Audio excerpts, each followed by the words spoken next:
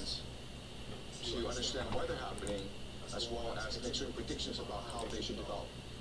But to do that, I first need to train your mind and how to see the world using game theory. So last class, in our first class, we discussed the example of the dating game, of why men and women are motivated to behave the way they do when they look for a mate. Today, I want to discuss the issue of school. Okay, school. So for the first few classes, I'm going to use examples in your life that you know pretty well in order to develop the mindset for game theory.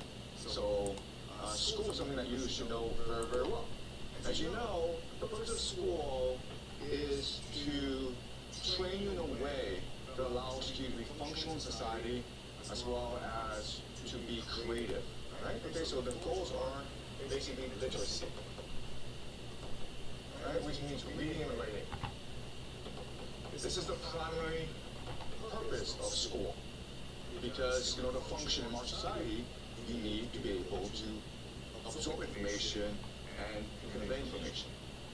Okay? Number two, it's basically what we call the core competencies. Okay? These are skills that you need to be successful in life, including the ability to think critically, to cooperate with others, to collaborate, to communicate, okay? You all know this. The last thing is what we call lifelong learning. So in the age of AI, in the age of globalization, school is just a start of the learning process. Because every 5 years the world changes. So you need to be in a constant process, a constant state of learning. Okay? So you have to actually love learning, and you have to know how to learn for yourself. So these are the three basic purposes of school. And that's why you're at the school. Unfortunately, what we know is that most schools, I'm not saying all schools, I'm saying that most schools are pretty bad at these three things. In fact, you can make the argument that most schools not only do not teach you these skills, but they have the opposite effect. In fact, they make you hate learning, okay? So let's look at literacy. Today, in most schools, you're not required to read books. In fact, when you're in university, the professors there are so shocked that you don't read books that instead they make you read paragraphs or watch videos, okay? So just literacy, all around the world, people are losing capacity to read and to write. And not only that, but people's attention spans have decreased. It's very hard for a professor to give you an hour lecture. People lose focus after about 5 minutes. Okay, so this is one problem. Another problem is school is supposed to teach you thinking skills, collaboration, but it doesn't do that. With collaboration in school, it's a competition where you believe that it's a zero-sum game, so for you to get ahead, you need to score over your classmate. So class ranking is very important. So that's kind of odd. And the last thing, of course, is lifelong learning, where school teaches you to hate school, and therefore teaches you how to hate learning, especially in China, okay? Especially in China, where you work hard until the national entrance examination, HAT, and then after the examination ends, what do? You burn your books. That's a great ceremony here in China, right?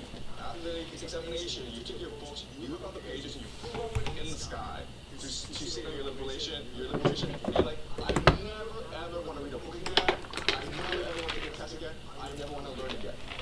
Okay? So, all around the world, most schools, not all schools, there are some really good schools out there, but most schools are failing in their mission. School sucks. And so the question for us today is, why is this the case? And so we're going to use game theory to analyze why this is the case. All right. So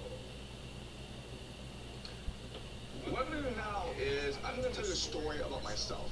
So the year is 2008. I went to Yale College, okay, in the United States. I was an English major. I did very well in school. So I was hired in 2008 to go to Shenzhen in South China and help the school, Shenzhen Middle School, build an international program to send kids abroad. Okay, so this is 2008, which was a long time ago. And back then, not that many students wanted to go abroad. There were really few international schools. So the first thing I did was I looked at the situation at the school. Okay, and this is what I found. Okay.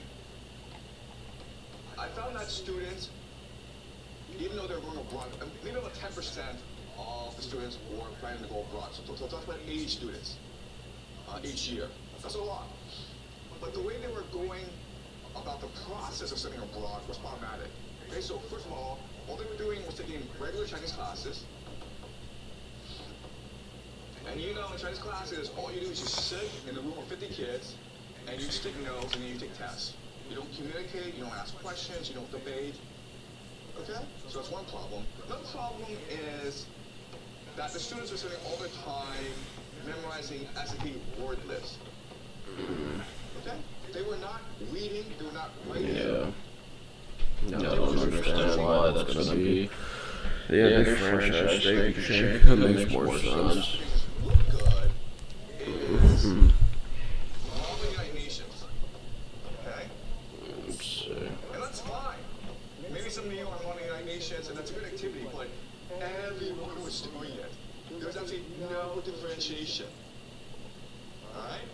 So I looked at the situation and I said, I mean, you might be able to get into a good American university because, you know, these kids are very smart. But I wanted them to do well at the university and be the one like. Okay, so I made certain changes to the curriculum and to the school. Okay, so the first thing I did was I set up a seminar system. So rather than Chinese classes, I invited the American teachers to come and teach seminars like we have at the school, where 10, 20 kids are in a room and they discuss books that they read together. Okay? Rather than SAT word memorization, I had them read books. Students were required to read a lot of books. In fact, I established a 5,000 book English library at the school, where students can just go and borrow books and read. I wanted to teach students the joy of reading.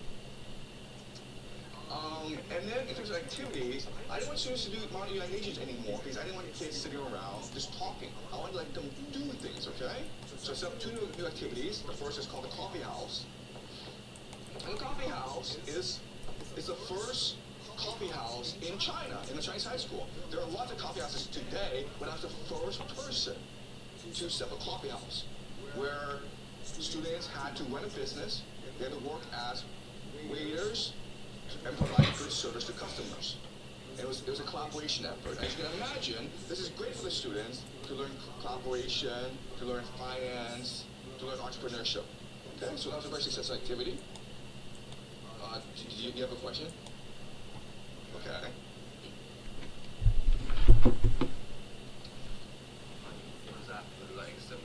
Yes. It's an emulation of Berkshire. Okay. 2008, I was the first person to do anything, okay? Okay, it's just, I mean, yeah. Yeah. Alright, so the call.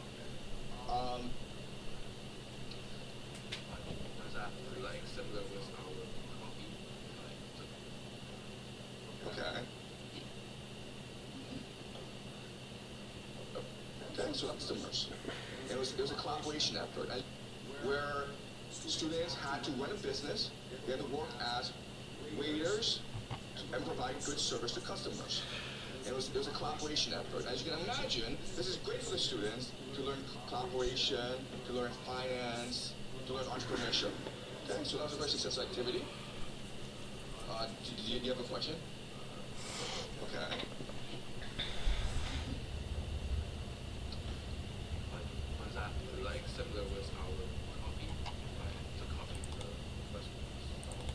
Okay. 2008, was the first person to do anything, okay? I mean, Alright, so the coffee house was an activity set up, which was very successful. It's still there today, guys. If you go to Senior Middle School, you will see the coffee house still there a long, long time after I went away. The other thing I did was something called the daily newspaper. And this was the first daily newspaper in China in a high school, and probably maybe even around the world, where students every day had to report, collect information, write articles, edit it, and publish it. Then they worked until like midnight, sometimes until 2 a.m. And then at 7 a.m. you had to get up and deliver the newspaper to all the students. And these were two very successful activities. And so I understand game theory, and I says, okay, if you want to make this transition from the old system to the new system, you also have to establish a new culture to allow these activities to flourish. Okay? So my three major principles were transparency,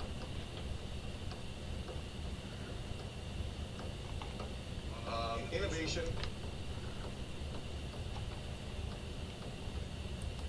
okay? Transparency, innovation, openness.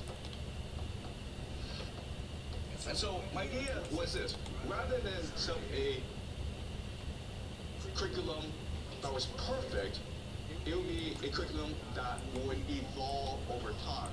We would learn mistakes together, we would admit these mistakes, and then we would correct them together. And that's what learning is. Okay, so the idea of transparency. Also, I made changes all the time, which created some chaos, which is a time for us to reflect and to be resilient. And I was very open and honest about everything that I was doing. And so this system, in a very short amount of time, even though there was a lot of problems in the beginning, it became a very effective system after a semester or a year.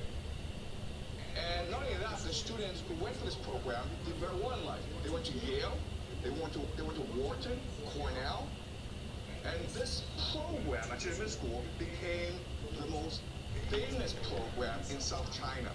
And when our students had the best record of college admissions in South China. Okay?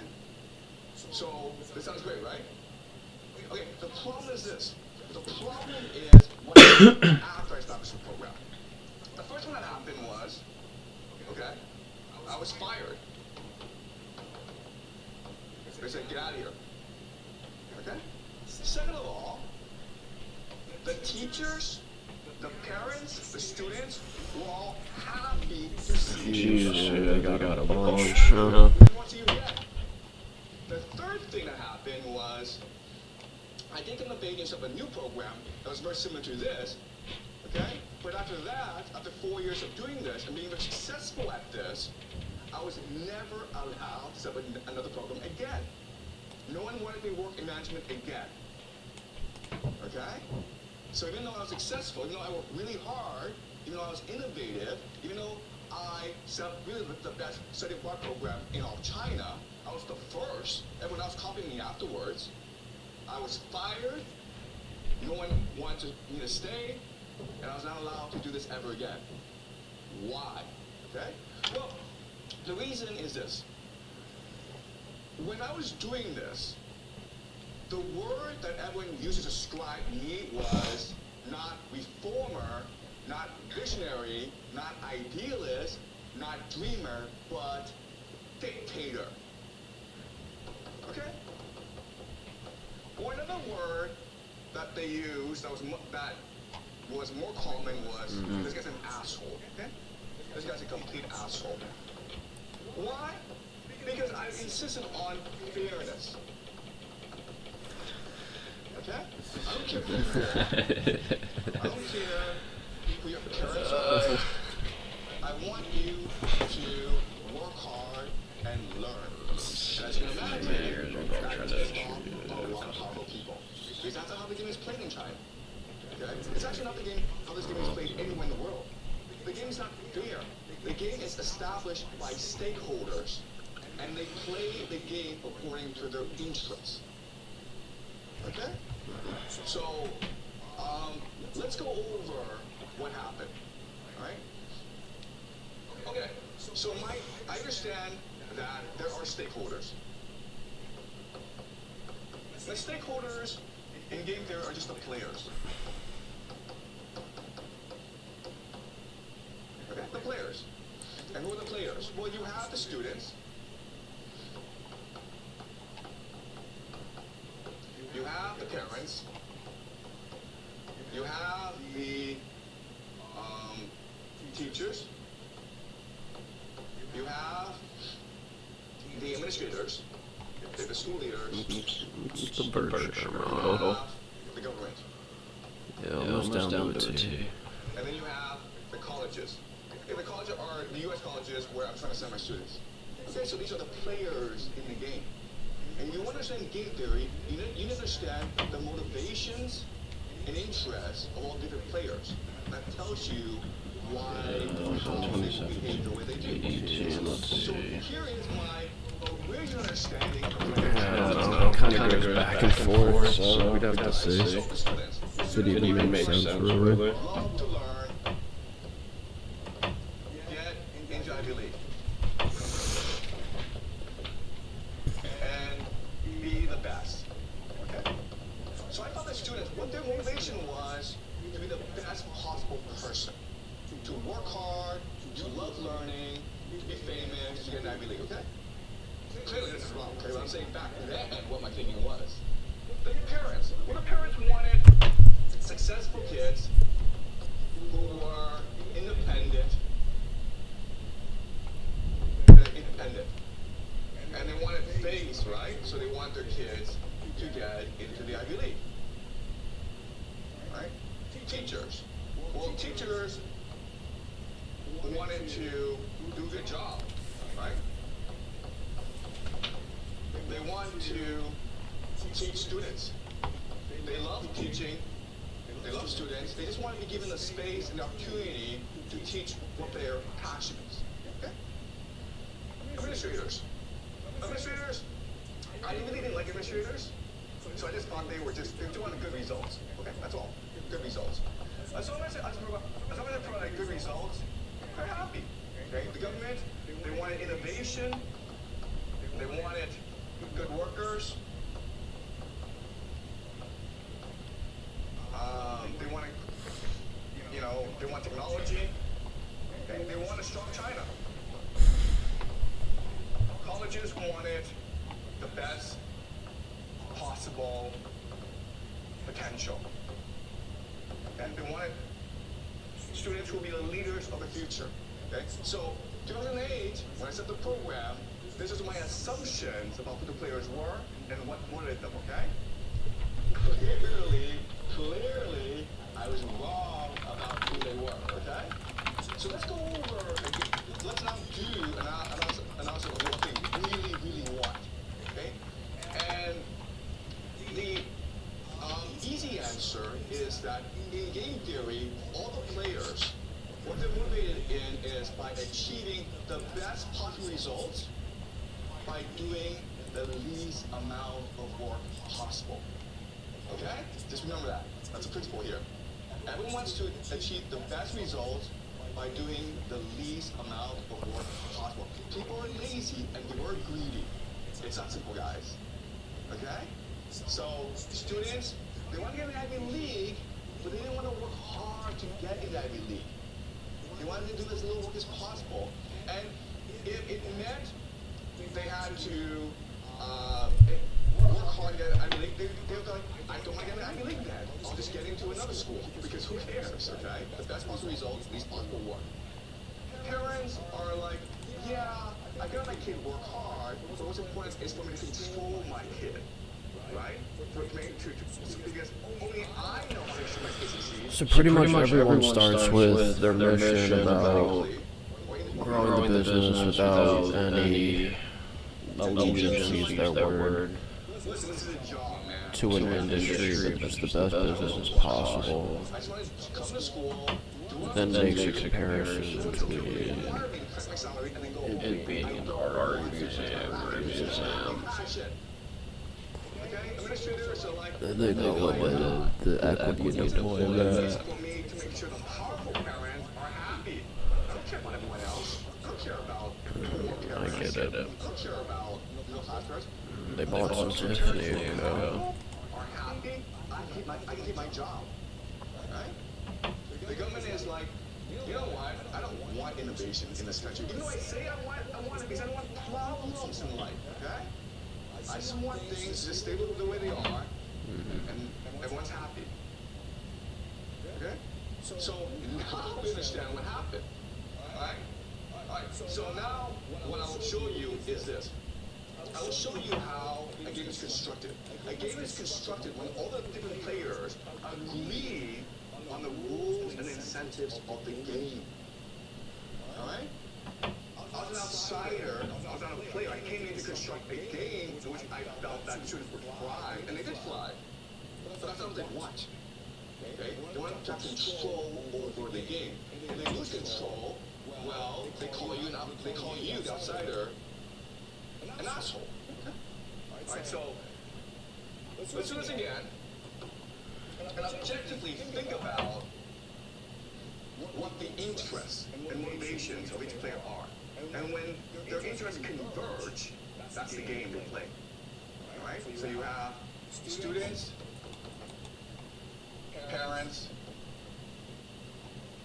teachers, leaders, school administrators, and then the colleges. Okay? Another thing that you have to do in game theory that's very important is you have to rank the power of each player. You have a question? Student? The government, yes. Sorry. You're right. I forgot the government. Okay, and the government. Okay. Another thing that you have to do in game theory is you have to rank the importance of the players. Okay, so not all players are equal. So in this game theory, even though there are students, and students are the majority, students actually don't matter. Okay? What students actually think and what don't actually matter. What matters, of course, are the parents. Because the parents pay to play this game, and parents can cause a lot of problems if they don't get what they want. Okay? So the most important are the parents. And you have the teachers. Why? Because the teachers are the ones who are implementing the rules of the game. Okay? The way that teachers behave determines how this game is played. And then these two are the most important. Okay? Then maybe administrators as well. But they're not as important as the parents and the teachers. The government doesn't really matter because they don't really care. Right? It's one school among thousands. Who cares what the school does as long as it doesn't cause any problems? The colleges don't care either. They say they want really passionate students who are curious, who are imaginative, who are trying to. They don't care. Okay? For them, it's just business. They just want students who are willing to pay money to get a copy education in America. All right? So costs don't really matter. They'll take anyone who's willing to pay. And the Ivy League? Yeah, everyone's getting Ivy League. But who do the Ivy League want? They want people who want to be successful in life, right? And who are these people? Not the best students. These are people from powerful families. Okay, so this game is rigged, right? They have all this talk about, we want the best motivated students, we want students who are curious, who are passionate. It's all nonsense. Okay? That's not how the game is played. So the colleges don't really matter either. Okay, so these are the three major players. The parents, the teachers, administrators, students, government, colleges. They are in this game, they don't really matter. So now what we're going to do is we'll analyze the mentality, the worldview, the interests of each player. Okay? And then again, once you do that, once we figure out where they converge, then we know how the game is constructed. Alright. So let's look at the students. Students, okay, I mean, they want to be popular, right? So most students come to school, and actually their priority is not to learn, their priority is to make friends and to be popular among their friends. And that's just human nature. That's true, right? Then you have police, teachers, and parents. Okay, this is really important to understand. You're not in school not to learn, you're in school to please parents and the teachers. Why? Because parents are the ones who pay for your way in life, right? The ones who give you food. Teachers are the ones who give you grades. You're not here to learn, you're here to please them. There's a difference, okay? And grades are a way of showing how well you're pleasing the parents and the teachers. Okay? Is that true? Alright. And then you're like, have fun. Okay. And then get a good college. Okay. Alright. So, am I missing anything among the students? Alright, so, okay, I'm sure there's more, but let's just keep on going, okay? Now, parents. Well, the parents, what they want is, of course, successful kids. But they want successful kids not because they believe that success will make their kid happy. What they really want, of course, is face. Right? They want their kid to go to the Ivy League, and they don't want a kid in the Ivy League provides a good education, or if their kid will be happy at Ivy League. They just want to brag to their relatives and their friends and their colleagues, my kid is at Brown or Cornell or Dartmouth. Okay? But face also means to treat education as a luxury product. Why do parents send kids to national schools? Not because national schools provide a better education, it's because national schools are more expensive. And most importantly, national schools have white faces. Right? White faces. Okay. This is the main marketing tool of the national schools, right? They have all these white faces, white teachers, and like, oh my God, this is a real national school now. Don't care if the teachers are actually good at what they're doing. Don't care if the kids are actually learning. Don't care what the curriculum is. You don't understand that sort of stuff. You just understand, okay, 10 white faces, therefore, that's simple. Okay? And then, of course, you want some good outcome. Okay? You want a good outcome. You don't care if your kid is actually learning in school. What you want is your kid to get good grades, to get into good college. Okay? These are not the same thing. Right? So that's the parents. Why didn't you release the letter that I shared? Teachers are really simple because teachers do this job, and for them, the priority is to do as little work as possible to get by. Okay? I'm not saying all teachers, I'm saying the majority of teachers in the school are just trying to get by. Because, quite honestly, they have families. They have other responsibilities. So they don't have time in school, okay? So basically just get by. Okay? Or the minimum amount of work. Okay? You may not believe this, but like when you actually grow up and get a job, you'll do the same thing. Okay? Just do the minimum amount of work in order to get by. Administrators, they want good outcomes, but what their real priority is to protect relationship with parents. Okay? Just give parents what they want. Okay? Their job is to sell the school, so whatever parents want, you just give it to them. And administrators also, by the way, have families. This is a job for them. They also just want to get by. Okay? They're not trying to build the best school possible. They're not trying to change the world. They're not trying to educate students. They're just trying to get by. The least amount of work in order to get by. Government is, okay, they say they want innovation, creativity, technology, but really it's just like no problems, guys. Okay? As long as you don't create any problems for us, we're happy with you. Just stay away from us. We're happy to not bother you. Please don't come bother us. Okay, that's government. Also, what they want is for students who will also be no problems in the future, right?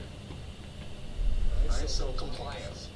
So as long as schools are teaching you how to obey authority, how to comply, how to do what you're told, they're happy. You're a good school. Okay? Colleges, again, just want the money. Okay? That's all they care about. If you're willing to go to American college and pay, how much is it nowadays? Like $50,000, $100,000 a year? That's a lot of money, guys. Okay? If you're willing to pay fish, they'll take you. Alright? Yeah?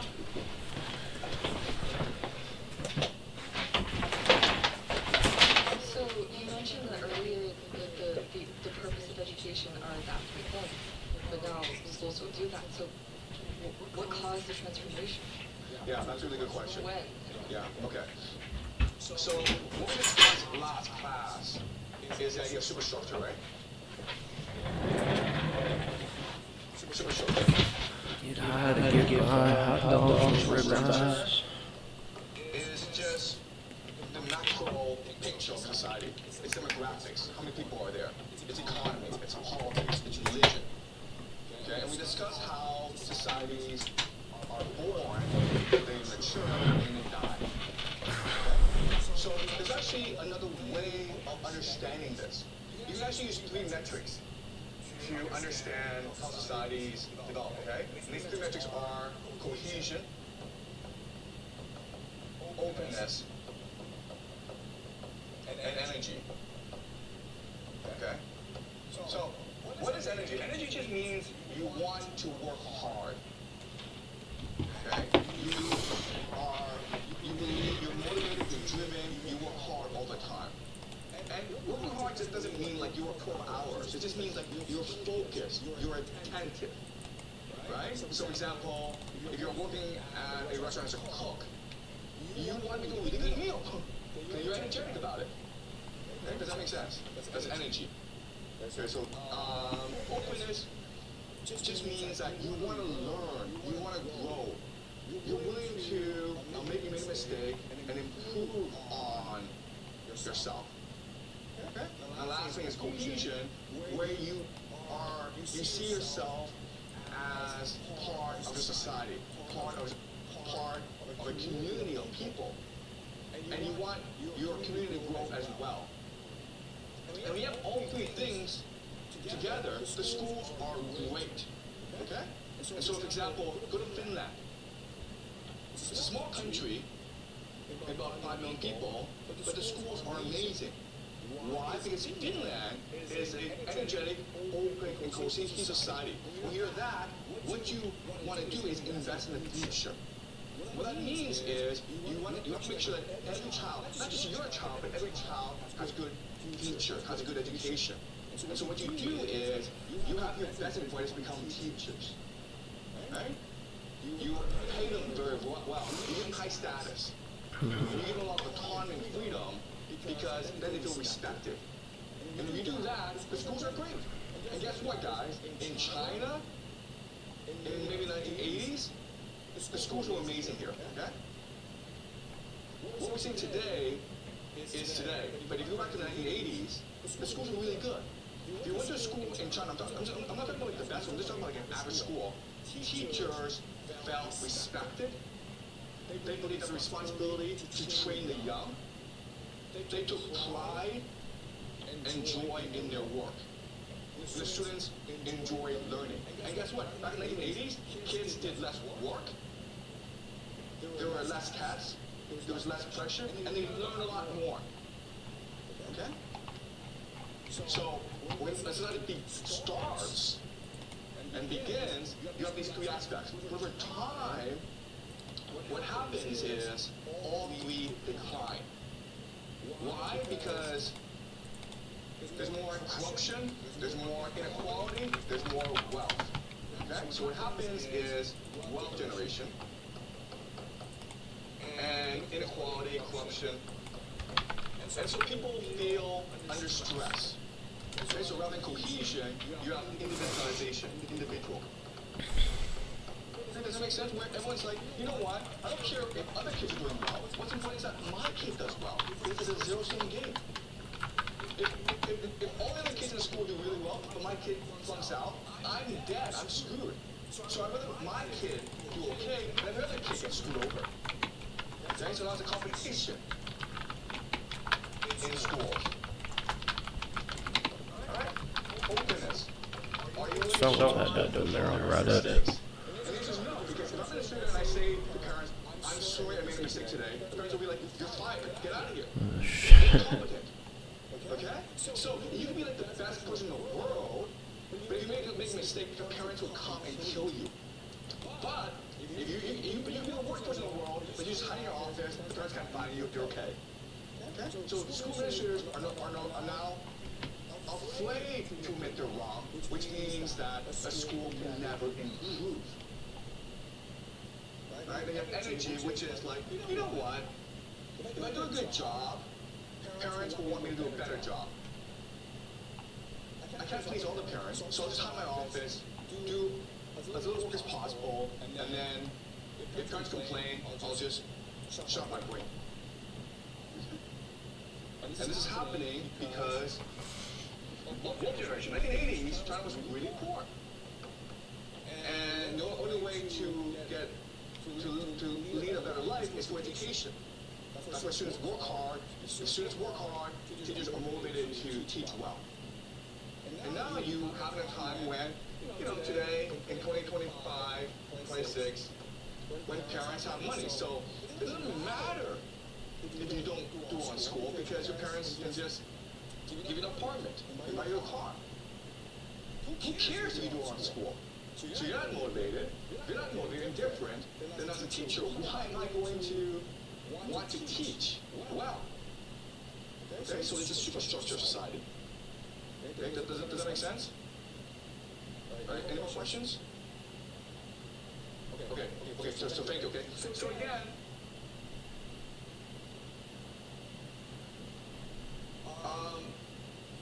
superstructure determines the motivations of the players. And where the interests of players converge is the game that you have. Okay?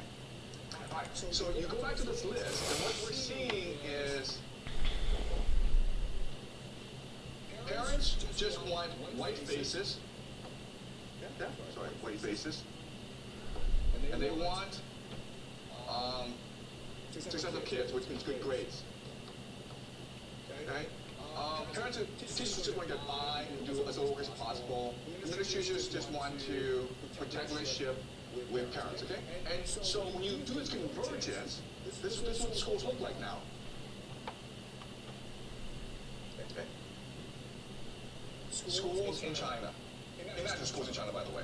And again, this is like the majority. I'm not saying it's every school, but I'm saying it's the majority, okay? What you have are white faces, easy grades, right? It's really easy to get a good grade, right? Some top students, these students are given scholarships, and then they're sent to top universities. Okay, then you have lots of cheating, okay, and high turnover, where students leave, teachers leave, but new ones come in, so who cares?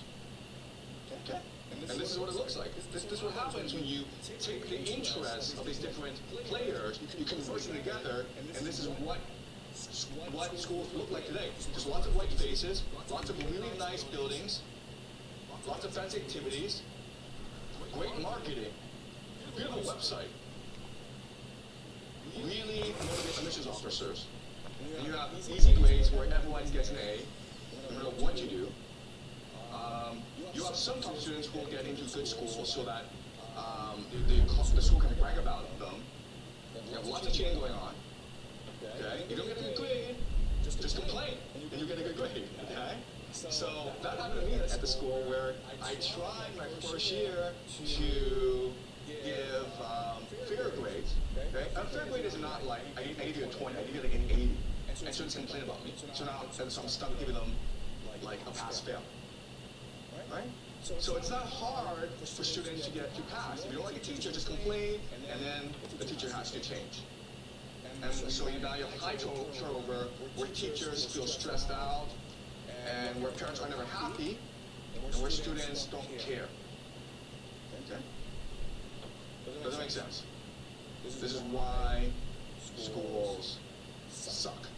And I'm saying they suck not just in China, not just in other schools, but in most places around the world.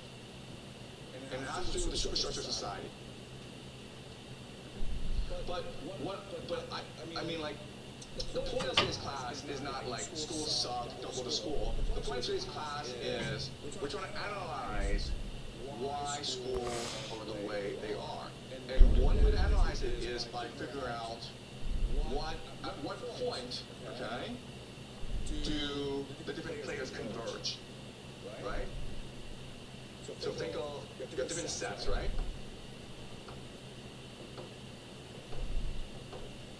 Okay, parents, teachers, students, government, colleges, okay? And their convergence point is the game they play. Now, what's important for us to understand is that there is actually a lot of room to this convergence point. So it's possible to do reform, but only within a subset of this convergence point. Okay? So my problem is, back in 2008, I was like, you know what, I'm gonna set up a new universe, my own world. I'll make up the rules, I'll be gone, and you just have to play the game I tell you to play the game, okay? That's why everyone is like, you're an asshole. Whatever you do, whatever you set up, has to be within this convergence point in order for players to accept it, okay? And this is true for everything. If you want to implement global reform anywhere, you have to figure out where the different stakeholders converge. Figure out how to move the stakeholders from one part of the convergence point to another part of the convergence point, okay? It's this slow incremental reform. Okay? Does that make sense? Okay, any questions before I conclude?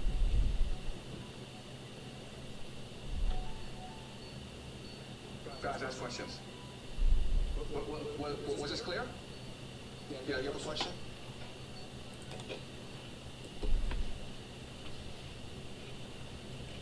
So, in the future, will we learn more about how do we find out what causes different stakeholders to have different interests? Like in the future, it's like not really. Okay, yeah, that's a really good question. So thank you for asking, okay? All right. So the question is, where do the interests of these different players come from? Okay? And, I mean, the easy answer is the superstructure of society. Okay? People responding to their culture. But in game theory, what I want to teach you is that it's because they themselves are playing different games. Okay? So let's look at parents. Okay. Parents have different identities. They are family, they are colleagues. Okay? And depending on their identity, they're playing a different game. Alright? So what does family mean? Family means that you might have brothers, right? Brothers. What do brothers do? They compete against each other, right? You have three brothers, you want to prove that you're better than your brother. How? Well, by having more money, by having better kids, by having a more beautiful wife. Okay, that's the game they're playing. Okay? But they have colleagues. You have colleagues. And the game you're trying to play there is get along with colleagues because that's what ensures your success in life, okay? So you need to make sure that your child, no matter how he or she is educated, is able to become friends with the sons and daughters of your colleagues. Okay? So, because this is what ensures success. Alright, and so there are other games as well. But you understand this, right? You understand how parents, the calculation isn't just like, my kid, I want my kid to be successful. No, you're thinking about how to play different games to be successful in other games, right? Because if your kid becomes very successful, but not in a way that pleases the colleagues, you can be put out of the game, okay? The thing that people fear the most is the idea of ostracization, okay? Or basically just exile, where you are no longer part of the group. they kick you out as a player, okay? That's what people are afraid of. And that's why people are motivated by what they do. Because they're trying as hard as possible to play the game and get along with the other players. While focusing on competing against them. So it's a word psychology, okay? You're trying to beat them, but at the same time, you don't want to piss them off and get thrown out of the game, okay? And this is what prevents the idea of cheating.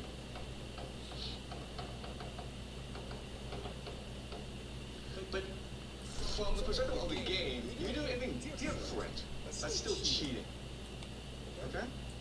Because, so another way of saying this is, a lot of the rebellion against what I was doing as a reformer is I was subverting traditional Chinese values. Okay? I was arguing against the values, the conventions of this country. And so if people believed in me, then they risked themselves being ostracized by the larger community. Does that make sense? Alright, so that's parents. Then you have,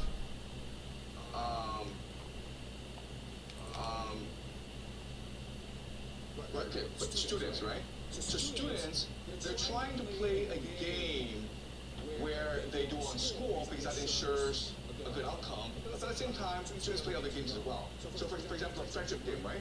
Where you're trying to have as many friends as possible. You're trying to be popular in school. That's another game you play. You're also trying to please your parents. Right? Because by pleasing your parents, that ensures that you have an easy, comfortable life. In fact, you could argue that of these three games, pleasing your parents is the most important. Then comes having good friends, because that will So it seems like they get all their money from investment games. I bet he gets a fee based on that because it's all in funds that he owns and controls. So he probably gets a salary, and then he gets points for managing the fund. I haven't seen the point structure that he received, but that would be one of the guesses about what happens.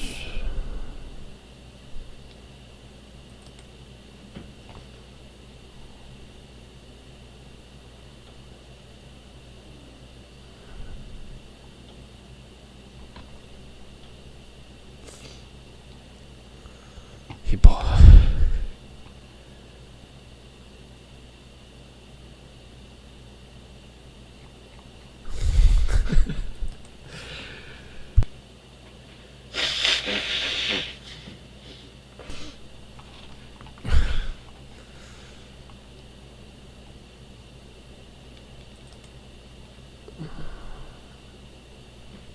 Yeah, I'm trying to see what the he doesn't do.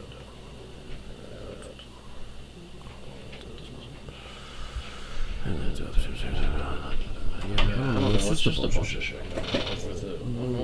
Really, the operating companies are clearly different. Where was that one that just put down the numbers? They don't even.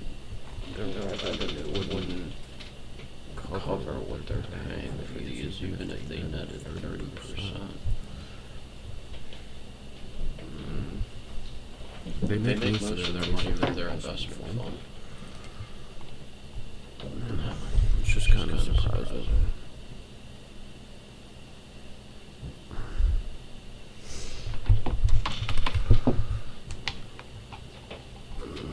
Freaking Shady Shake loses money every quarter still. So. At least he moved the meeting. You could tell that something was up when he held the annual meeting at the St. Regis. That's a 5-star hotel in New York.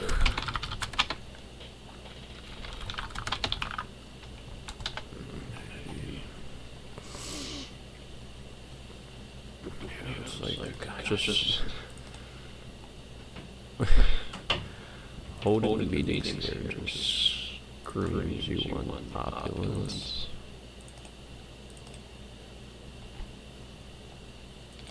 essentially what's going on.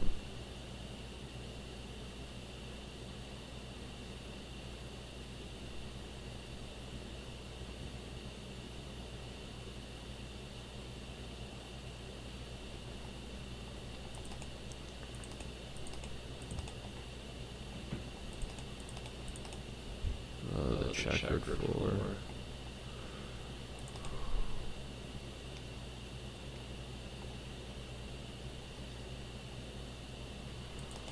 Yeah, so that's pretty much what's going on there.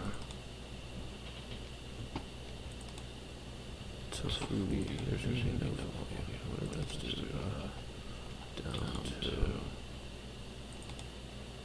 I wanted to see that other one. There's a paints company.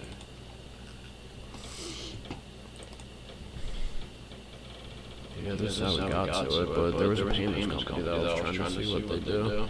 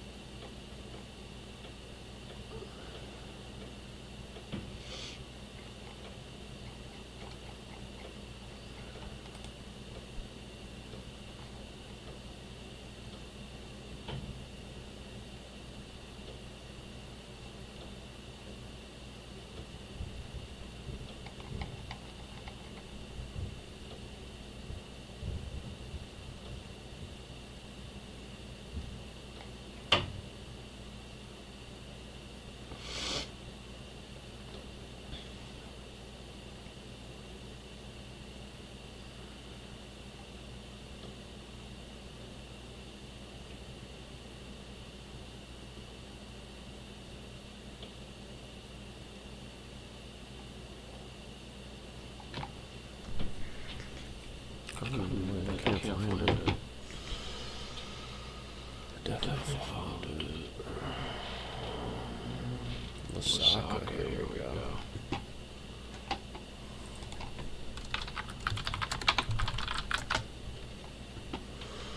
Here we go.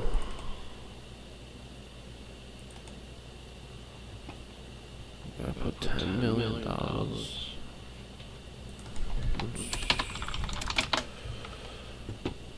Yeah, see, this is 2 days ago. Go buy some.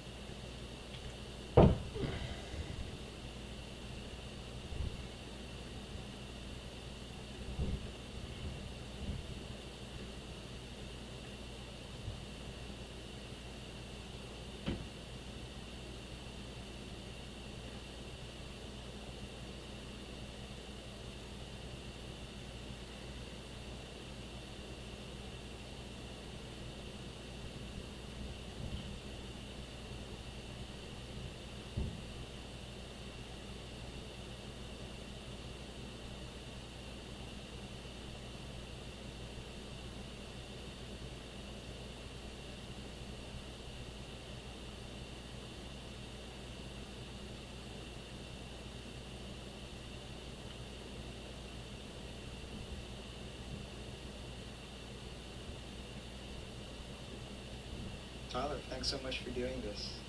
Appreciate you having me. You're building Riptide, a new multi-manager fund, at a time where many small funds.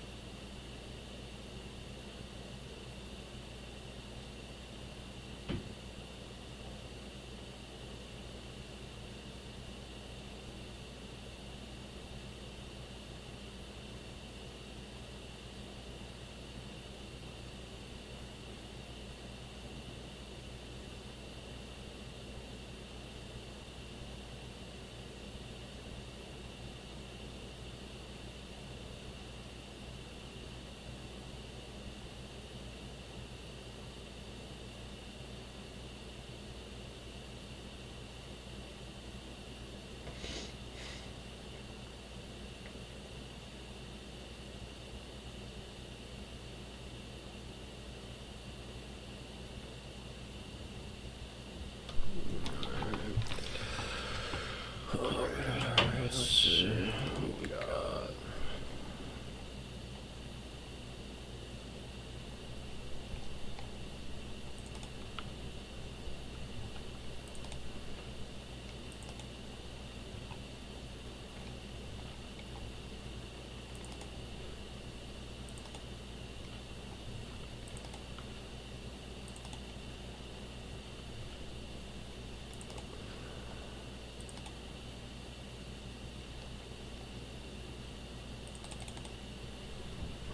$500,000.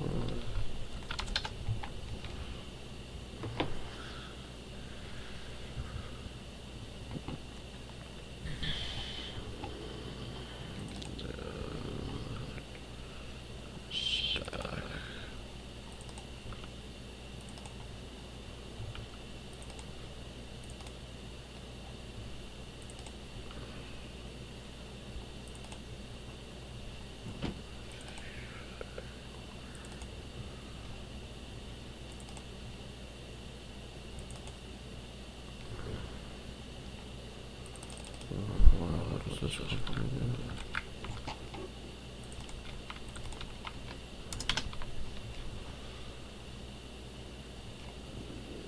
No.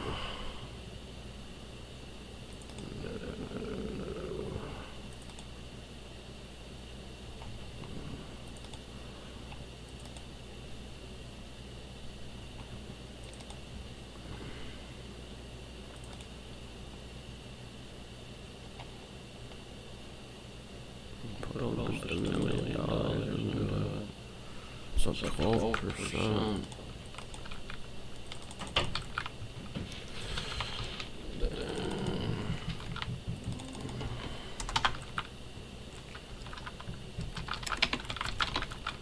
Let's see what they do.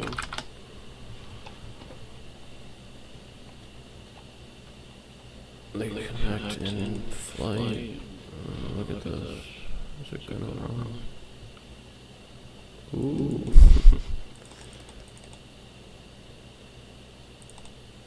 It's a pretty good jump to that. This has to do with stock split.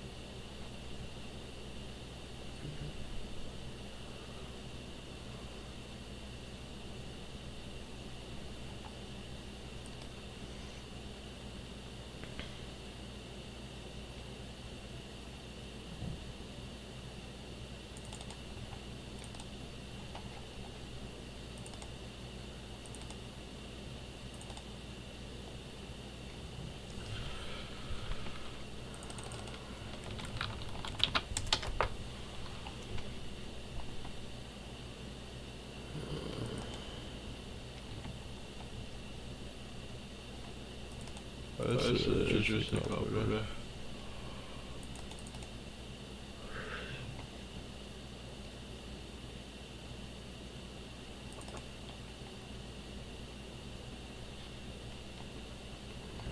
Have to read more into this one. Could be something.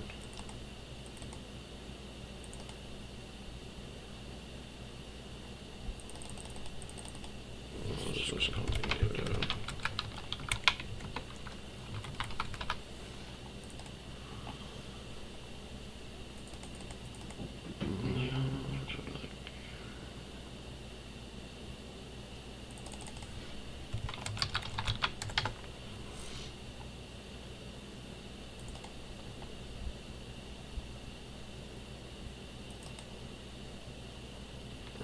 Oh, no way they make those. This is crazy.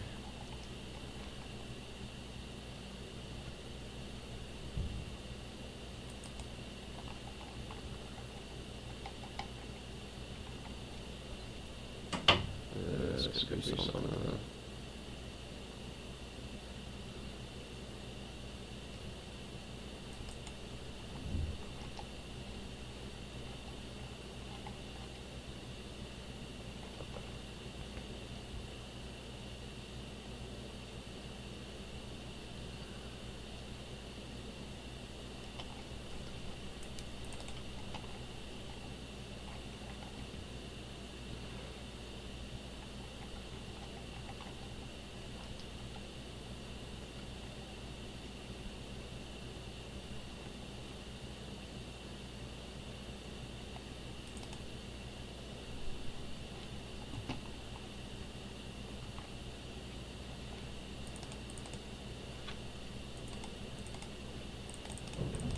Don't look there anymore. Yeah. I thought they got a wall. They got a wall.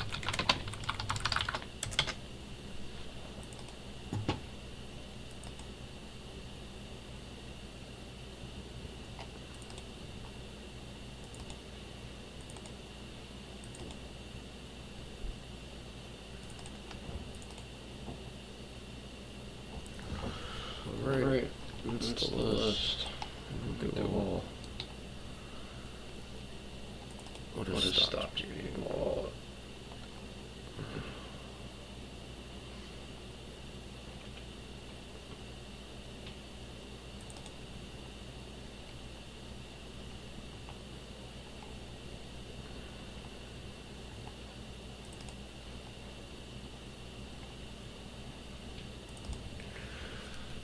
Yeah, but it doesn't say the company name anywhere. And it should.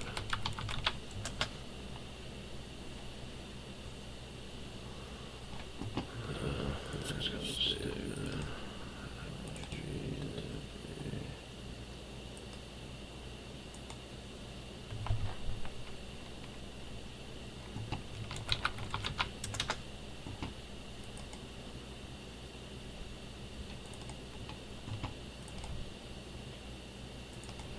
This is kind of aggro.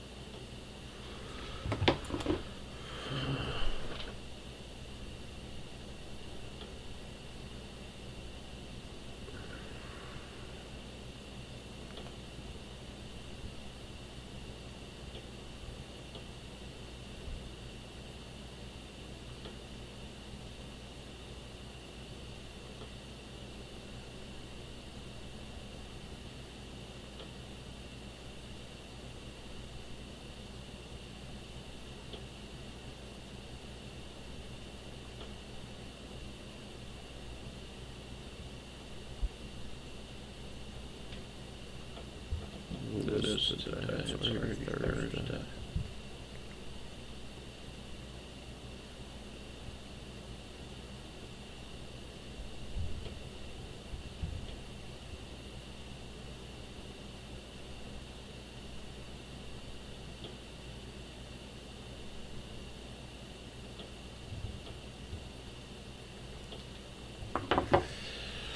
It's Thursday.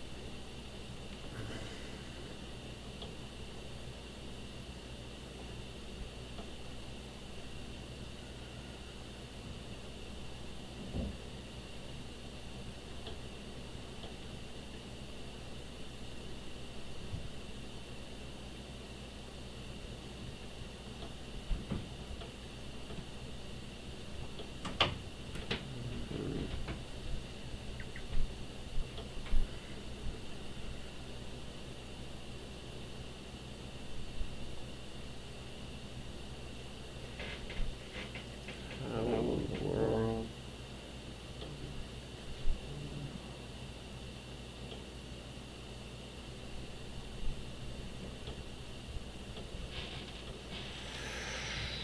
Ooh.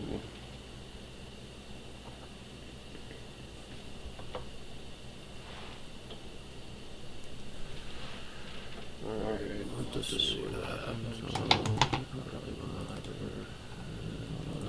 I'm gonna go for a few hours.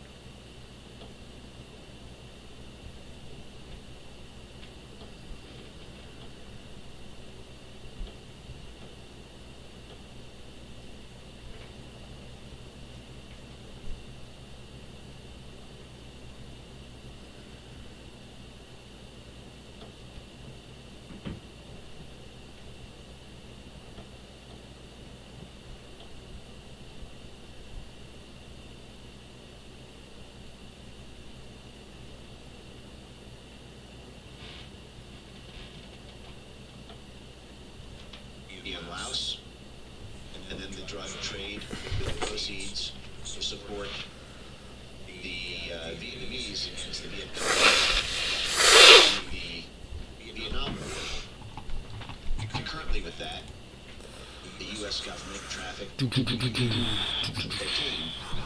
in a huge way, really built much of, almost the entirety of the commercialized cocaine network in Latin and South America.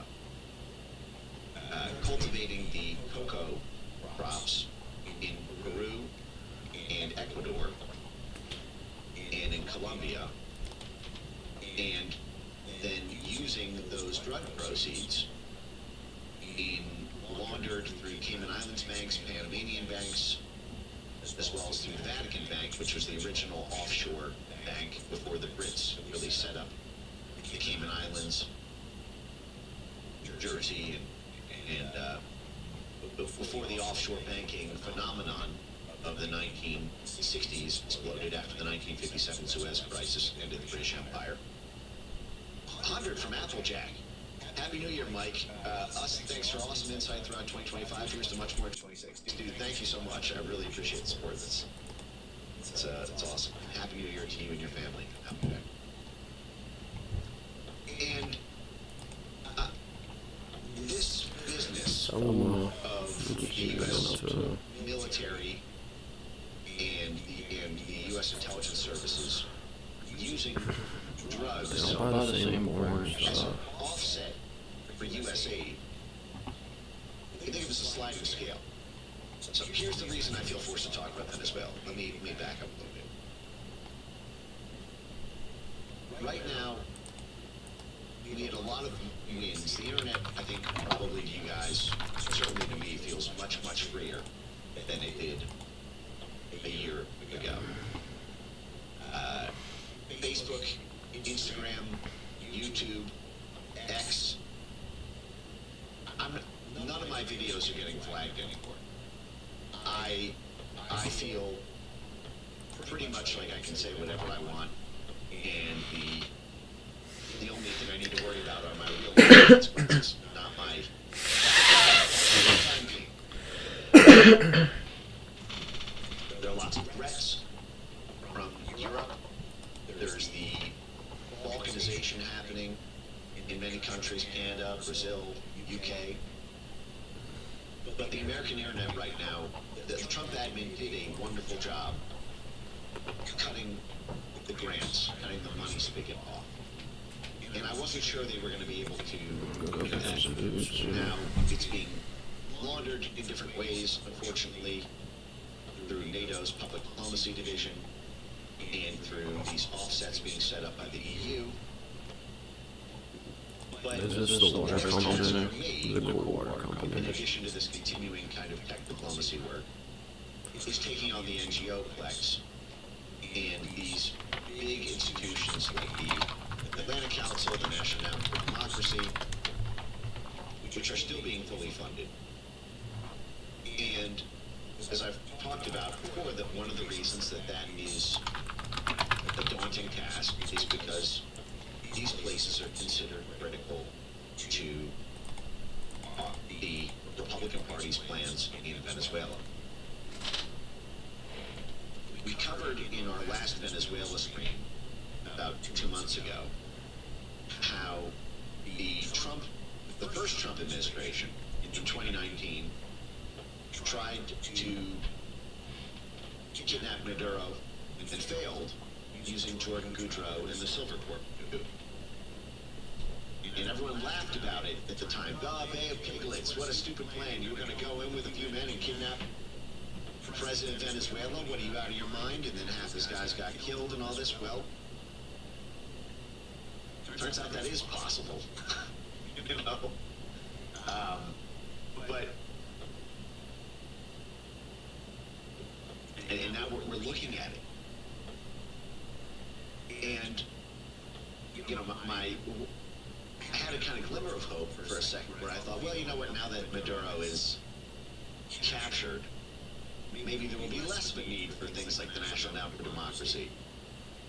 Because he's captured now, and then I remembered, oh yeah, we have not effected regime change. Nothing inside of Venezuela has actually changed other than just the head of state being removed. You still have the entire government apparatus, the military apparatus, the hearts and minds of the people. You'll notice Maria Corina Machado, the Nobel Peace Prize winner, who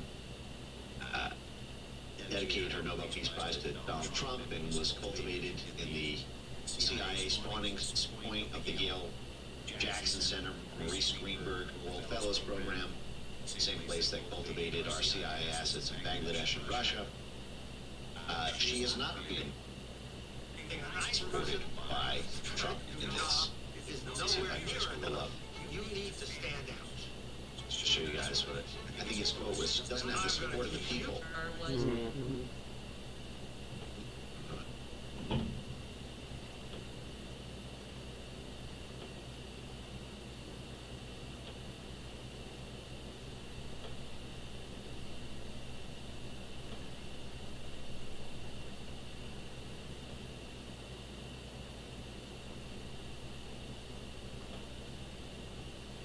The location of opposition leader Machado, and have you been in contact with her?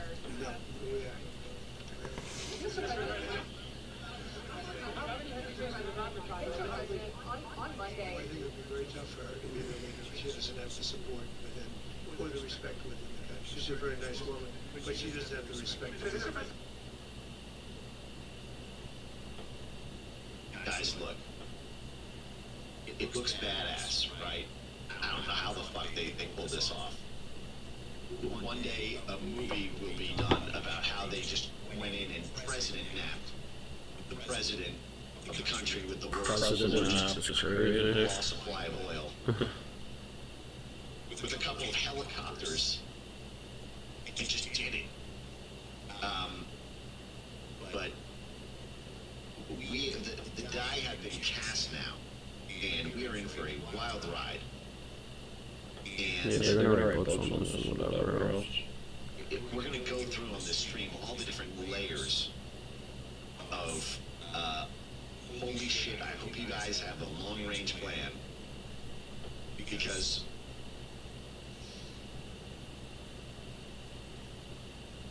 even this, Maria Corina Machado, after we declared Juan Guaido the president in 2019, and that turned out to be a joke, after the 2024 election, we declared Maria Corina Machado the president of the country. Our formal U.S. government position was that she won 70% of the vote. K. Rob 04 says he was not the legitimate president. Well, who was?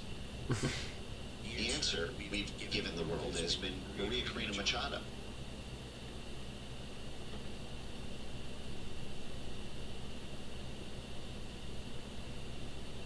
On Monday. I think it would be very tough for her to be in a What was that? It would be tough for her to be the president because she doesn't have the support or the respect of her country. We were told 1 year ago that she won the vote. She was the president of Venezuela, the actual elected president of Venezuela. Won 70% of the vote.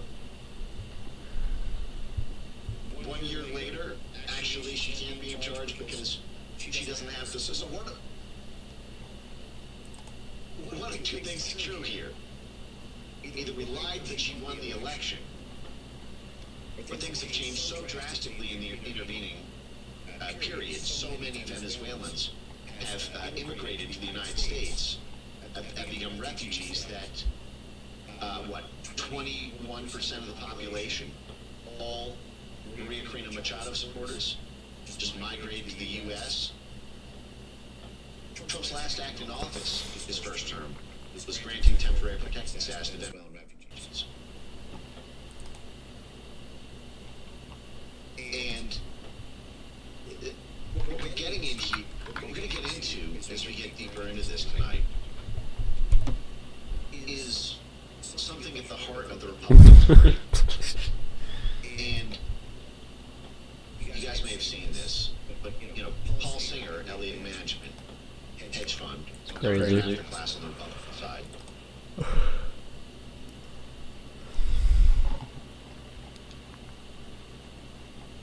Here's from the Wall Street Journal. Citgo is a crown jewel of Venezuela's oil industry. Elliott is set to reap the benefits. The hedge fund could soon close its proposed takeover of the refiner. So Paul Singer,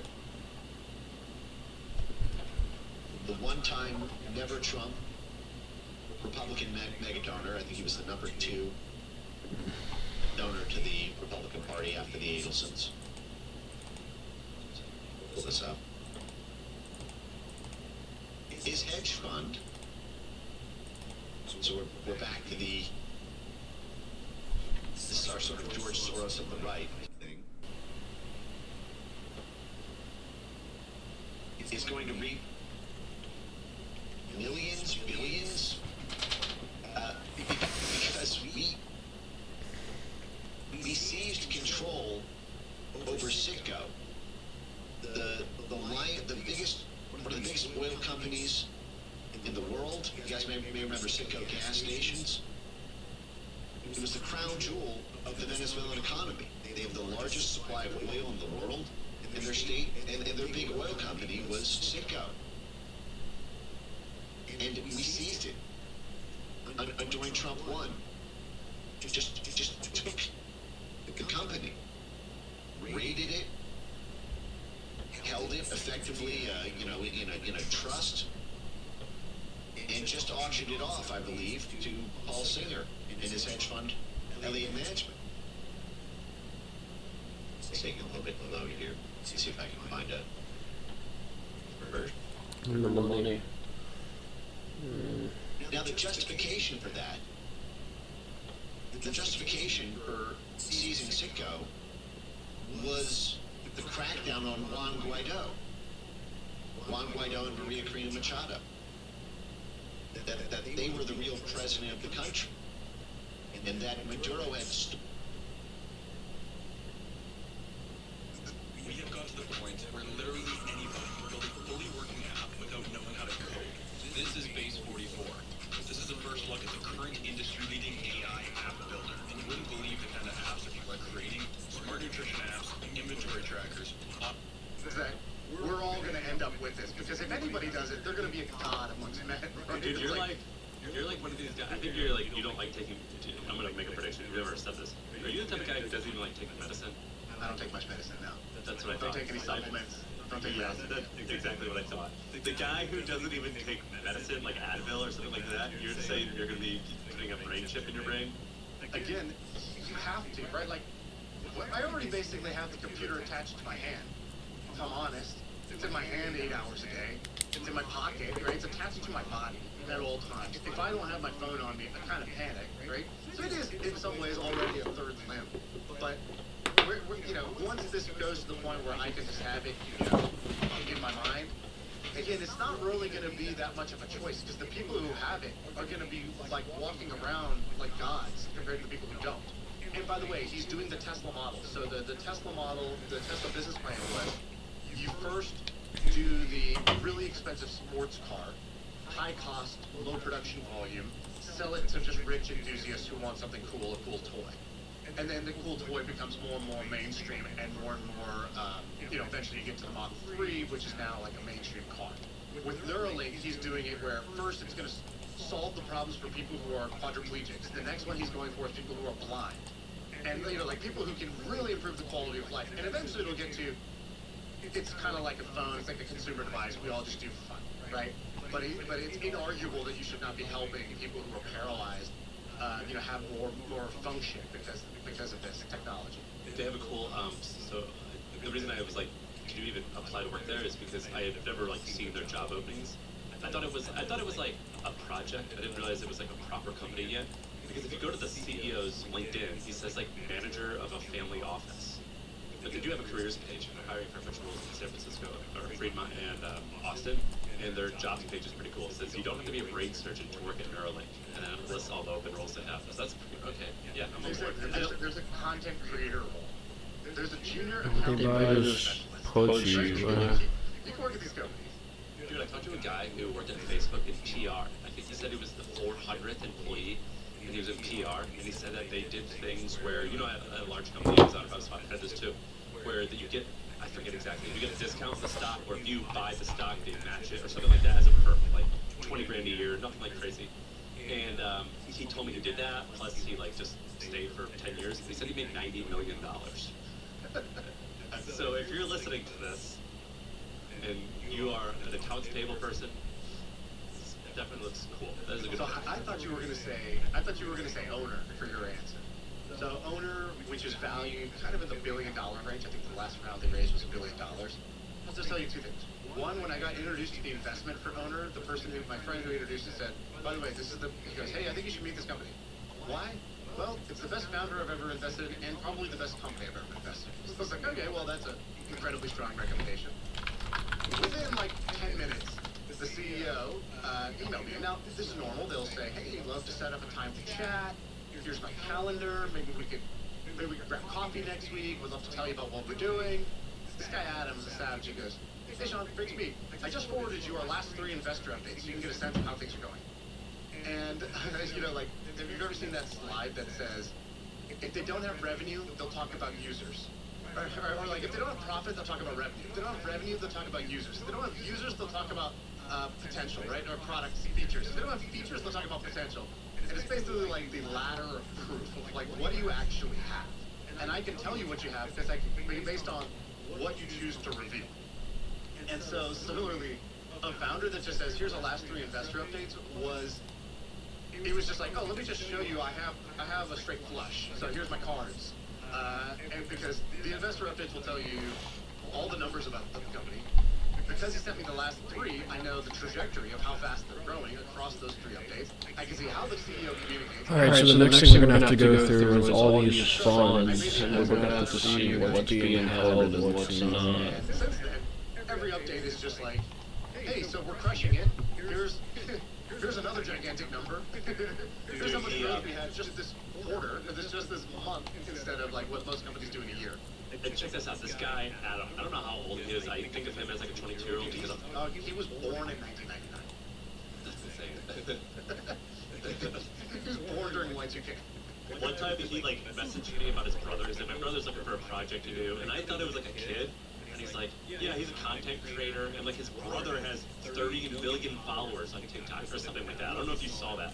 But then he wrote this update yesterday. I read his update yesterday, and I was reading it, and he was explaining how it was, the company was killing it, and he was like, you know, we also had a little bit of churn in December, and that really bothers me. And I thought, like, okay, he's bothered because the product sucks or something. He goes, I'm bothered because that means that these businesses likely went out of business. Like these, so basically, sorry, owner serves small restaurants. That's their customer. It's like an ordering platform for restaurants. And he was like, we had some churn in December, and it was all because they likely went out of business, because that's when these restaurants tend to go out of business. I guess is at the end of the year. And I read that line, and it was pretty cool because he's like kind of a Terminator. Like he says, like, here's where we said we were gonna go. Here's how we exceeded it. Here's where we said we were going to go. Here's how we exceeded it. Like constantly throughout each category of the company. And at the end, it was like we did have some churn, and that is part of the bad news. And it was because they went out of business, and that makes me. He goes, and that devastates me. I'm so saddened that like these guys lost. And that was really cool. Yeah, I ignored that. I was like, I'm just going to think this guy's a Terminator, and I'm going to think of the human side of this that he actually cares to, because you know, you need both. You can't have both. Yeah. The guy seems very likable. They can't just have everything. I refuse to accept that. Let's do another question. Which one do you want to go to? Let's do this one. I don't think you want to do this one, which is why I have to do it. Okay, Alex from Brooklyn says, gentlemen, every culture has its purpose. The Japanese make you take your shoes off at the dinner table. The French chicks don't shave their pits. And my first million is only for asking one financial question. Sam, you are the king of one financial question, so it's our turn to return the favor. I won't ask you for the number, but is Hampton over or under 10 million in revenue in 2025? Alex from Brooklyn. Over. A CRM shouldn't weigh your budget down. It should lift your teams up. A CRM shouldn't hide feet.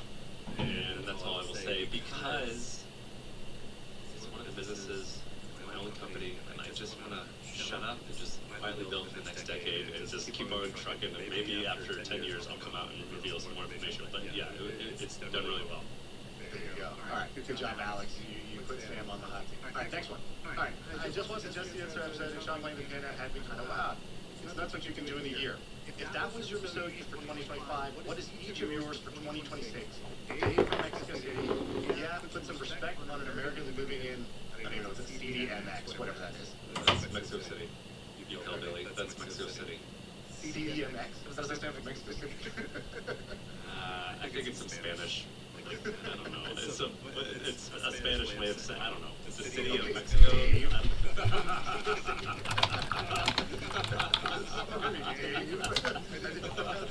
Donde al baño, Dave. I speak Spanish too. Alright, so by the way, did you have a Misogi in 2025? Did you do that? Yeah, I trained. So the point of a Misogi. So here's the thing to forget about Misogi is it's supposed to be so hard that you have a high chance of failing. And we don't talk about the failure enough, but yes, I trained for a 50-mile run, and I just like fucking got hurt and destroyed my Achilles and I couldn't do it. So I did it, and I failed. Okay. Now let me recap something. So on 2 days ago, Sean put out this video of him going to Jesse Itzler's house.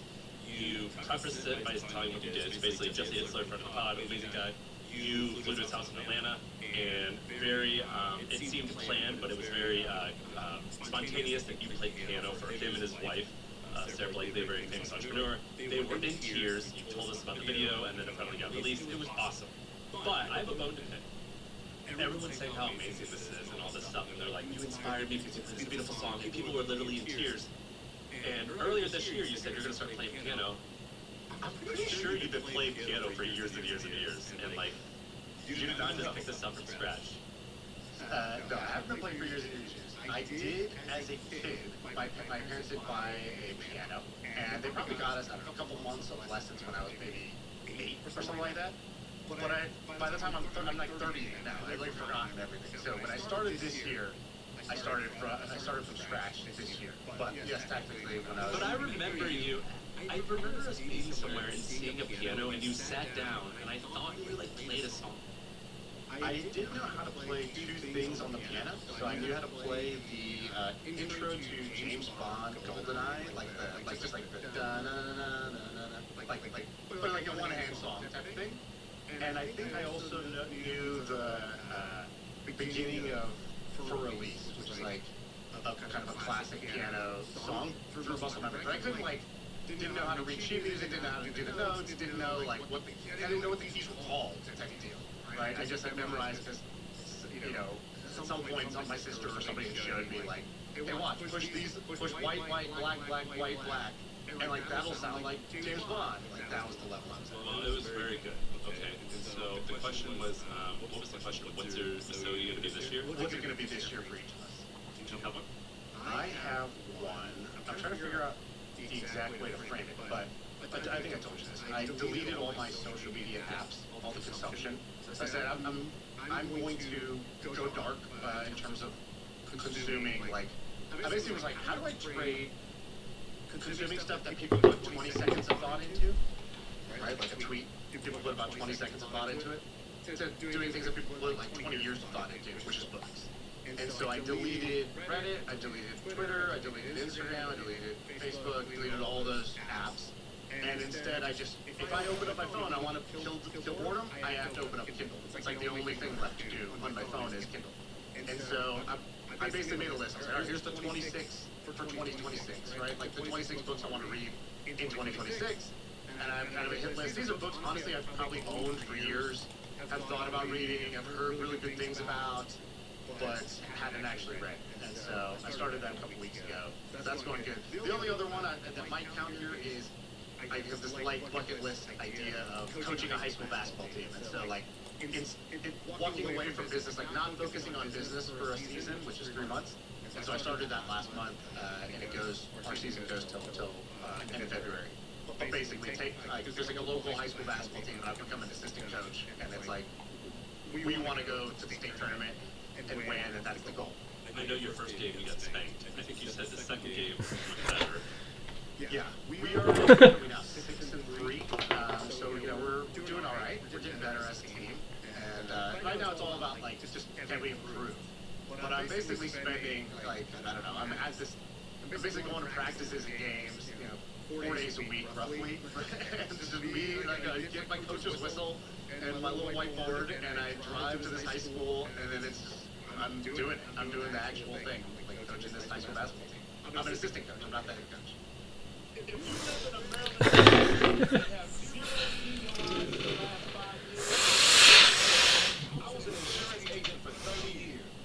I have a 2-year-old girl, and then I have a 2-month-old little girl.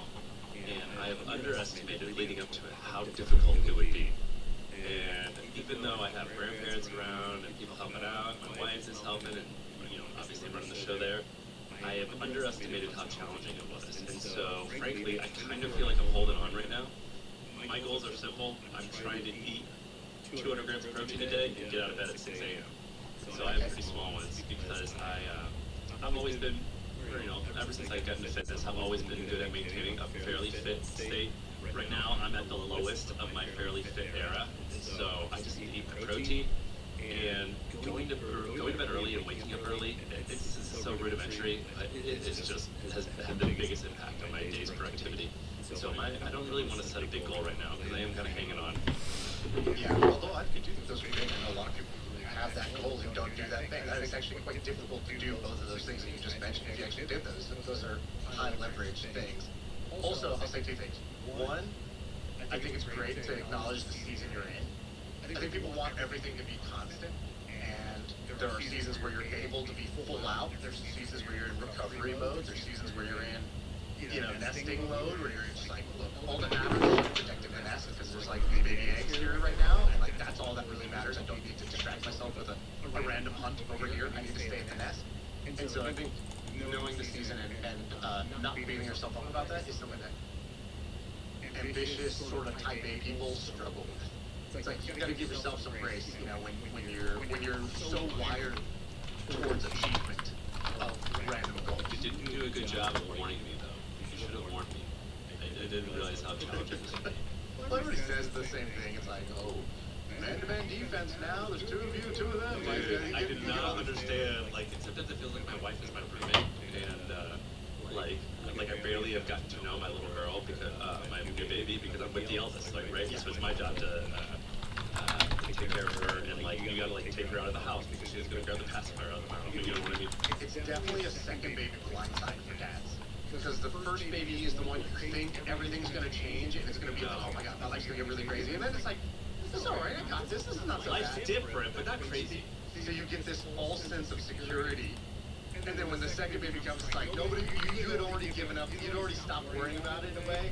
And the second one is the blindside, especially for the dad, because for the mom, who you didn't realize how much she was carrying the team, but now she has to focus on the new baby, and that means existing kid is your kid. And all of their needs and all of their time is like, you know, on your clock. And that's a big wake-up call. Just getting her socks on. Like, that's like, it can be an ordeal.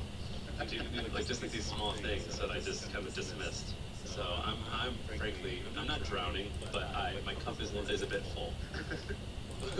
All right, here's another question. So this is a Gary V. It's the Gary V part. All right, so I like this one. Gary V wants to buy the Jets. Sam, you're working hard to grow Hampton now. Why are you doing all this? Are you trying to buy all the pawn shops in the U.S., brother? In all seriousness, what is the FU money purchase that you want if this is a home run? This is Tart from the Bay. I guess that's the Bay Area. So when I moved to New York City, I got this like really fancy and I've got so much joy having family come and stay and be comfortable that I have my eyes set on. I do in the next couple of years want to buy a huge, like lavish, you know, $15 or $25 million apartment. I do. That is something that I definitely want. But more than anything, I saw this photo. Wait, a $15 or $20 million apartment is your goal? Yeah. Why an apartment? If you're $20 million, should you be giving like a city block? No, brother, it sucks. Like you get like one of the brownstones at least? Like it's an apartment? I don't want a brownstone. I've rented one before. I don't like them. I like having a doorman. What's the like dream building? Is there a dream building in New York that's like the cool one to be in?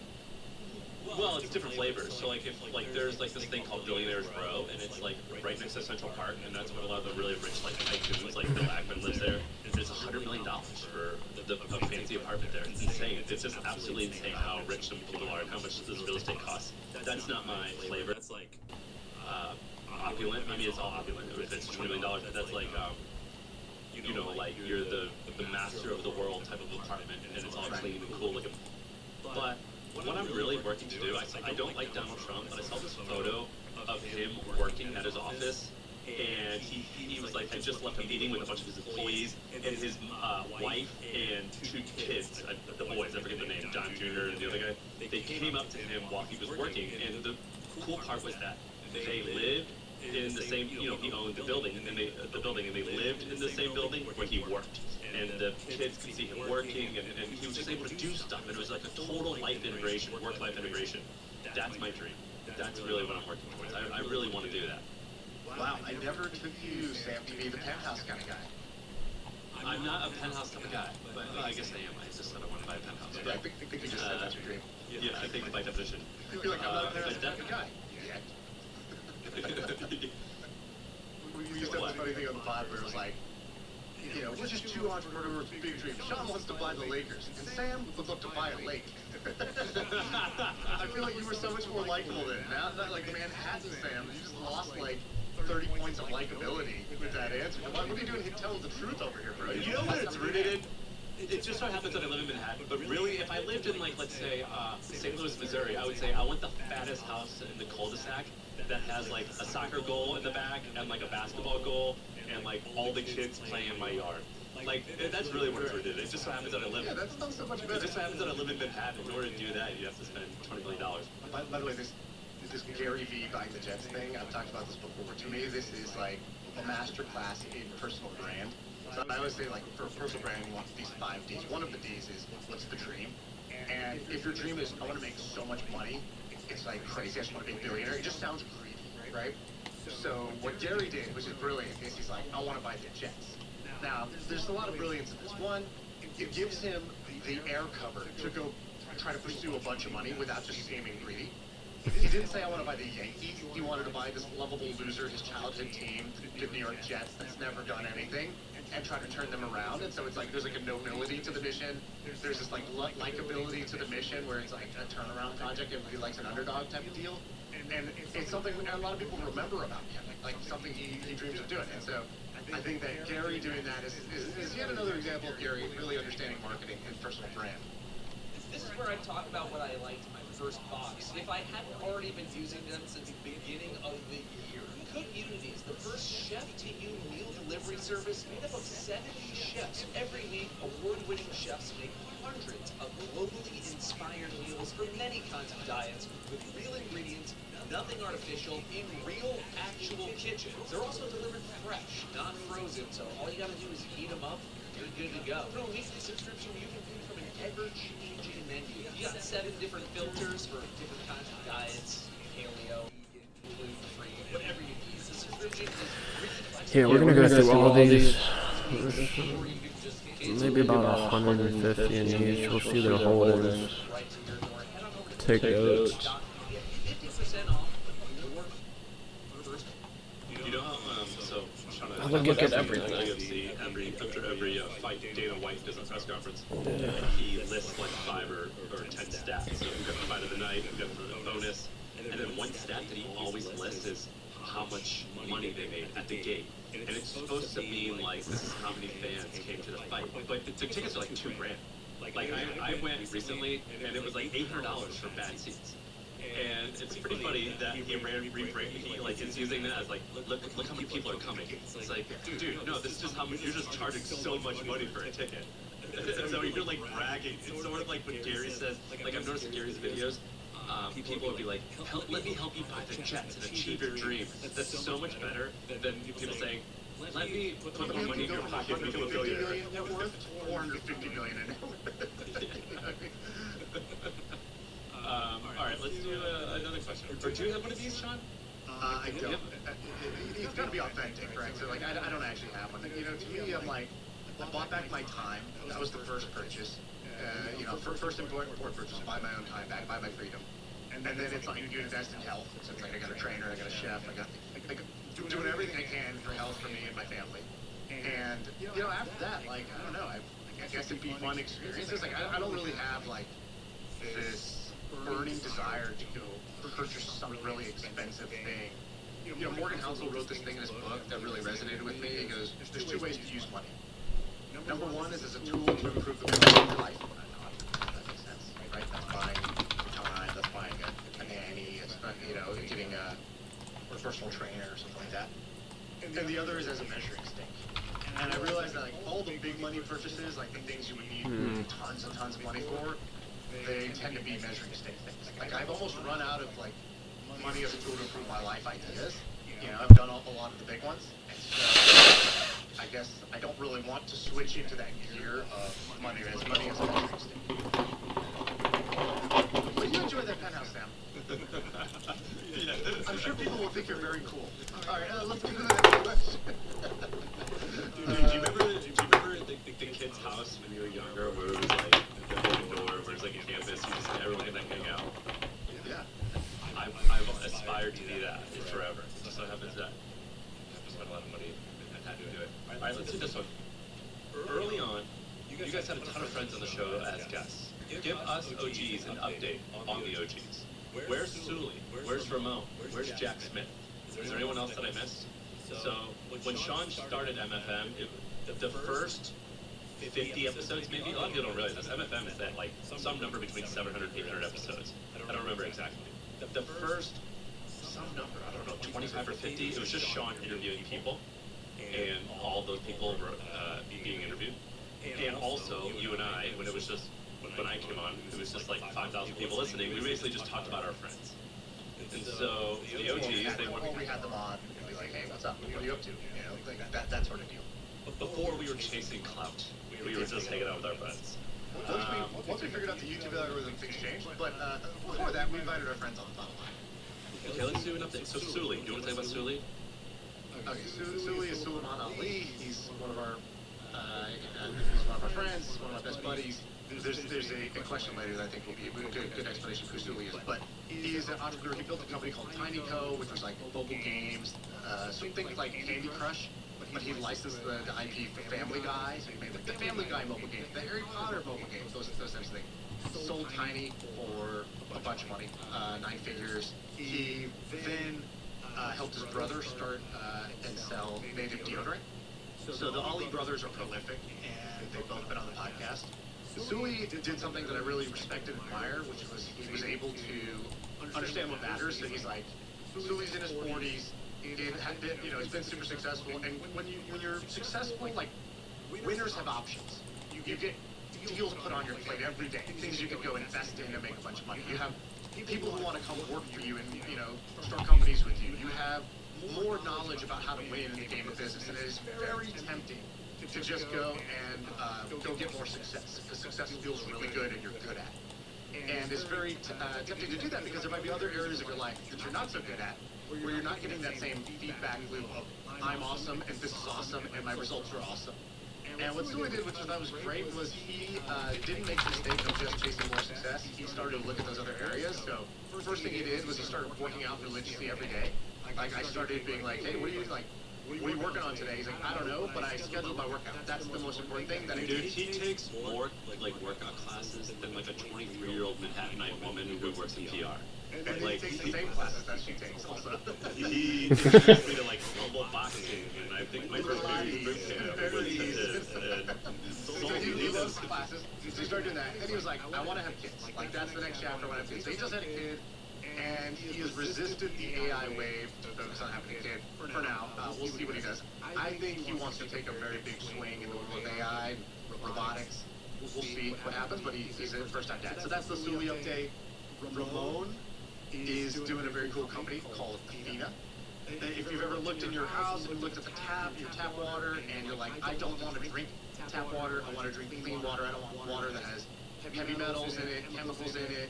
A lot of people don't even know the water supply in most cities is like very interlinked with the sewage system. Like, it's a pretty gross thing to drink tap water, but we all bathe in tap water. We put it all over our naked bodies. And so Ramon has built a company that's around clean water for the home. And so it's started with a filtered shower head. So how do you shower in water that's going to be clean on your skin and good for your hair? It's called Athena, and he's going into other categories with clean water for the home. So Ramon's basically gone back to what he knows best, which is, how do I sell stuff online? And he's just moved to more noble things. He started with, when he first came on the podcast, he was selling essentially daytime soap opera spoilers. So like, what's going to happen tomorrow on The Young and the Restless? And he sold that company for like $9 or $10 million. It was a blog. Basically a soap opera blog. And it was like 2 years old, he sold for $10 million. When we talked about it, this was like such a viral story. A Dutch kickboxer. He's never seen a soap opera in his life, but he just loves to sell stuff online. He loves to figure out how to get traffic from one place to another and how to sell. And now he's selling things that actually, improve people's lives a little bit more than the soap opera spoilers. So that's Ramon right now. You guys should go listen to his episode early on. So basically, he started a soap opera business that he sold for $9 or $10 million. Then he started a dog ramp company. So like, Let's go eat, eh? Sausage Dog Central. So sausage dogs can like use a ramp to get up in an SUV. Insane, grew it to $18 million. Now he's doing Athena, and he's a single dad. And his son's about to go to college, or gearing up to go to college, and his kid is like the most well-mannered, well-behaved kid. So that's probably the best thing he's ever done. Is you can imagine he's been a single parent since his boy was 2 years old, and now his kid has been, but is still thriving. Jack Smith, Traeger. our buddy Jack Smith. So I think it'll drop again. sold his company at the age of 20 for $850 million. It's called Humble. Now the intangibles are, if you meet Jack Smith, very quiet. You'll have to pull anything out of him. He won't tell you anything. If you ask what he does for work, he'll say, I like to play on computers. Like, he won't tell you. He's in terms of what you said, Sean, about people wanting to flex, he is the most non-flexible person I've ever met in my life. He's very special. one of my best friends, he now lives in Portugal, and he's building. He Okay. just bought 50 acres of land on the coast of Portugal, and he's building a meditation center. That's what he's doing. It's like digital detox meditation, right? Yeah, so he bought 50 acres of land, and check this out. He has like a mobile home that he mostly lives in. This little, like, I think he has a house that I think they rented a house nearby. For a little while, they were living in like a tiny home, him and his kid and his wife. And him and his wife are both tycoons. They're both incredibly successful people, and they live very, very modest lives, and they're dedicating everything right now to building a retreat so people can, like, get into, I don't know, whatever you do, you meditate, self-awareness, calmness, whatever those words are. Yeah. All right, I got one that's tactical, practical business question. So, this is from Ben's brother. Ben's my business partner. This is from his brother Sam. He says, I've been a realtor for the past decade. I've had good success. I made $300,000 a year for about a decade, but I hate how it just doesn't. Please. So I've decided it's time to make a change. Everything is on the table. Buying a business, buying.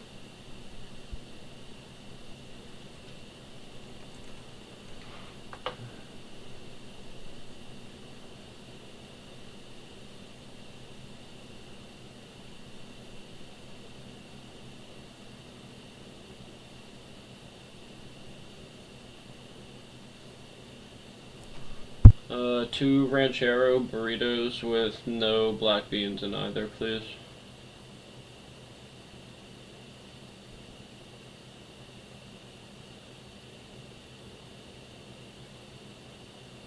Steak, please. Yes, please. And again, no black beans in either.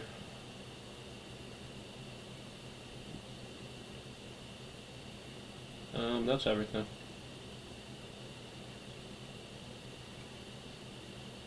Yes, sir. Thank you, friend. That dude, I don't know what he's thinking. I don't know what world he lives in. And I understand he's actually talking a lot. The franchise, flipping houses, getting a job. I'm not looking for specific prescriptive advice on what I should specifically do, but I'm looking for you guys to tell me how you would think about deciding the type of thing you look for next and how you would attack it.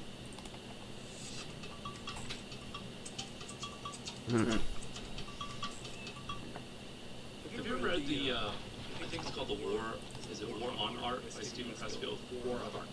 War Art, sorry. And it talks about this idea of the difference between like an amateur and a professional.